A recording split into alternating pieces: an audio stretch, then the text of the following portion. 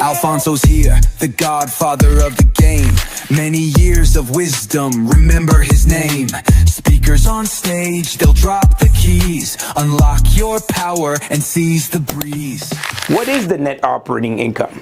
Because behind me you'll see that we have a multi-family, multiple units under one roof. And that is what gets me going. I'm a multi-family investor. I've been investing in multifamily for over 20 years. I've been an apartment building whisperer, right? And what I love to do is I love to teach and educate people on how to run the numbers. And that's what really excites me about multifamily. And the biggest difference between multifamily and a single family. The single family, the way you evaluate a single family house is based on comparables. That's how you evaluate it. Whatever, if you have a single family home, whatever your neighbor 3 doors down with a similar subject property, similar property to your subject property, whatever 3 bedrooms, 2-floor, 2-car garage, sold for example, $500,000. If we can find those comparables in the neighborhood, then we can determine that your property, if it's similar to those properties, is around $500,000.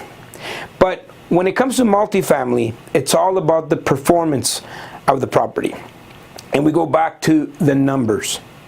And the net operating income tells us what is the performance before debt, before we have to service the debt. And the reason we do that is because debt is optional, right? Some people don't have debt. Some people may have higher interests than others.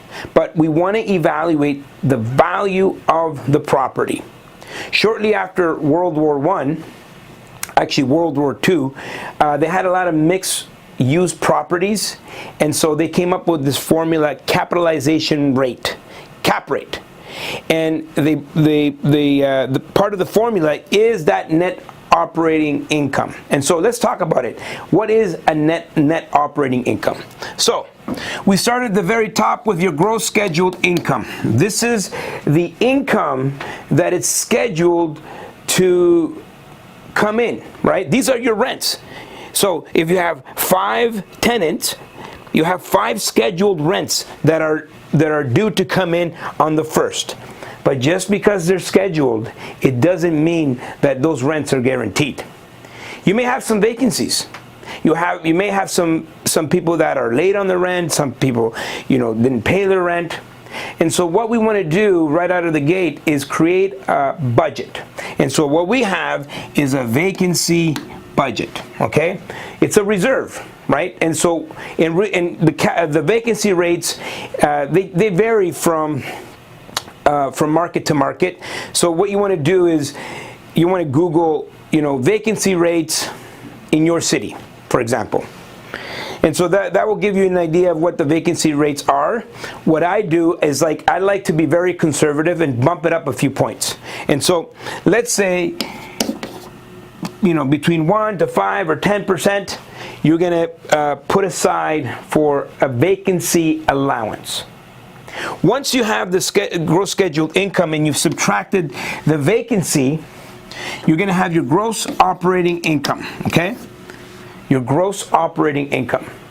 And this may include laundry, this may include parking, this may include maybe you're charging for some storage lockers, all of the operating income that you have in order to manage and operate that property. We are in Calgary. Yeah! And we are about to make history because for the very first time in Wealth Genius history, we are bringing the Expand Investor Conference right here to Calgary. And we're excited. November 6th, 7th, and 8th. Get your tickets right away because we're going to have over 60 different presenters, over 100 different vendors, over 1,000 different attendees, all at Expand Investor Conference right here in Calgary. There's never been a better time to get involved in real estate than right now. You got to come and learn how to optimize and maximize all the opportunities that are available right now. It's our 10th edition of this massive real estate investor conference, one of the biggest in Canada, and we're making history because we're bringing it to Calgary for the very first time. Get your tickets, be there or be square. So once you have a gross operating income, we're gonna subtract the gross operating expenses. The gross operating expenses. These are your utilities, taxes, insurance, repairs and maintenance, property management.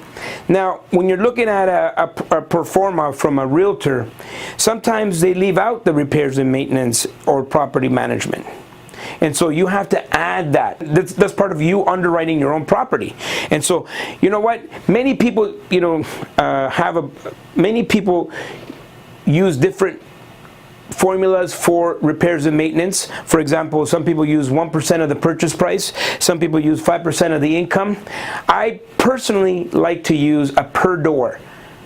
So $750 a door per year. So I can go 750 times 10 units, for example. That's what I'm going to put aside for repairs and maintenance. Now, when it comes to capital expenditures, these are your high-ticket items. I do not include those capital expenditures in my repairs and maintenance. This is completely different. This is another reserve that I'm going to put on the side. I may have a capital expenditure plan. So we'll talk about that at a later date. So repairs and maintenance, capital expenditures, property management. These are all going to go into your gross operating expenses, insurance, taxes, property management. You want to make sure that you are underwriting your property correctly, because at the end, you don't want any surprises. So once you have your gross operating income and your gross operating expenses,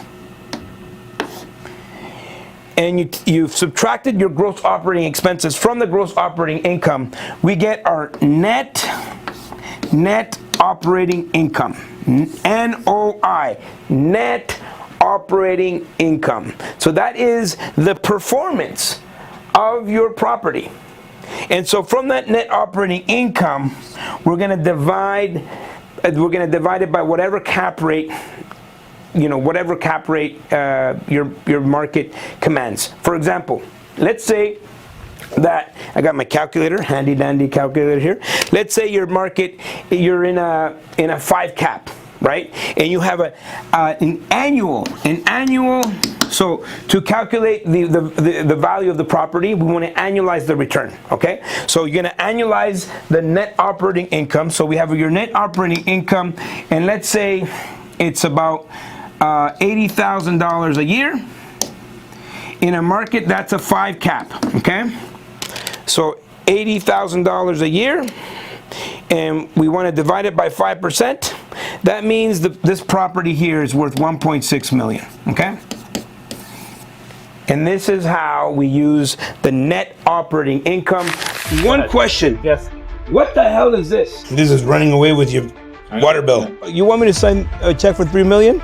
Before this, I was gonna buy this building. No toilets. No toilets. Not one. Is there any toilets on this whole property? The 500K is not a problem. There's only one thing. There's significant capital expenditures. Do you guys have a capital expenditure plan somewhere?